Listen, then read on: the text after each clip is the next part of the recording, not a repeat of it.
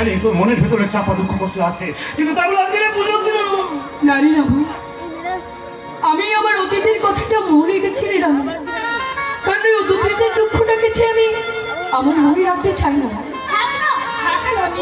ওসব কথা ভুলে যা, কি করবি বল? কিচ্ছু করতে পারবো না রে, আমরা কিচ্ছু করতে পারবো না। ওদের ক্ষমতার কাছে আমাদের কিচ্ছু করে নেই। আমাদের শুধু উপায় আছে মুখ বুঝে অন্যায় অত্যাচার সবকিছু সহ্য করার। এই দেখো, শুধু শুধু কষ্ট পাচ্ছে। বলি বোন, কষ্ট পেলে কি সব ঠিক হয়ে যাবে?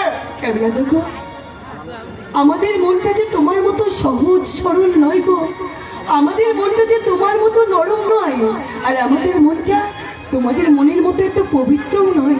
আচ্ছা, তোরা সবাই এখানে থাকবি না বস্তির পূজার মণ্ডপে যাবি? হ্যাঁ ঠিক বলেছ। বলো কালী মাই, বলো কালী মাই, বলো কালী মাই।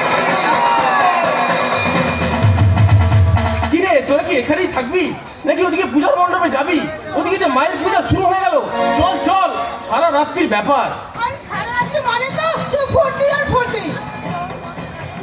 তুই আর কাছে আসতে দিচ্ছিস কোথায় রে মিল্লিয়া, যে তোকে নিয়ে ভর্তি করবো? ছাড় ছাড় তো, আমার এসব একদম ভালো লাগে না।